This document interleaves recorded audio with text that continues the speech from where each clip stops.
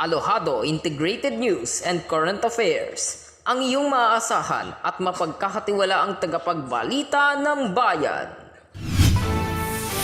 Vice President Sara Duterte nagbitiw bilang DepEd Secretary at Vice Chairperson ng NTF-ELCAC. Ang aking pagbibitiw ay hindi lula ng kahinaan, kundi dala ng tunay na malasakit para sa ating mga guro at kabataang Pilipino.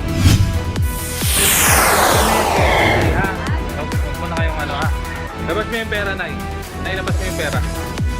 Exclusive!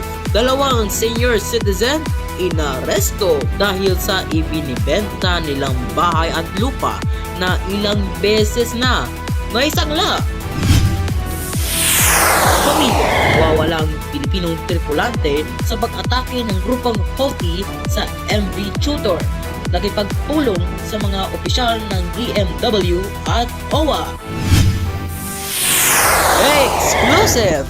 Bill ng kuryente sa sinalakay na illegal na Pogo Hub sa Bamban sa Tarlac. Nakitang nakapangalan sa suspendidong alkalde ng Bamban na si Alice Go.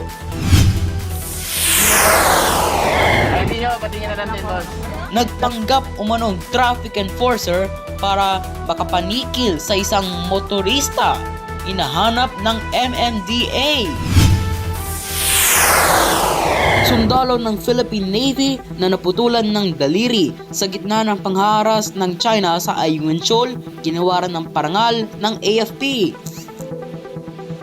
Saan siya basta order tayo? Pwesto ng mga kainan sa Pangasinan, nasa gabal sa daan at takaw disgrasya pa. Pinaaaksyonan kay Alohado Action Man. Chinelas, kayang makapag-charge ng cellphone? Paano? Abot kamay na pangarap, extend week, may bagong abangan na karakter. At Gussie Legazpi at Michael Sager, first time magsama-sama sa acting project.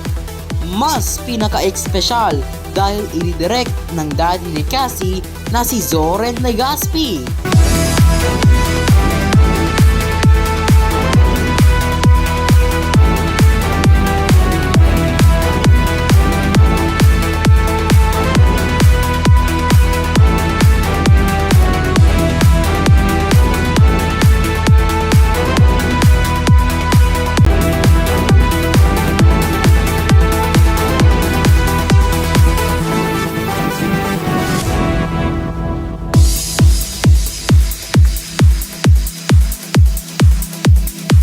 Magandang gabi, Luzon, Visayas at Mindanao.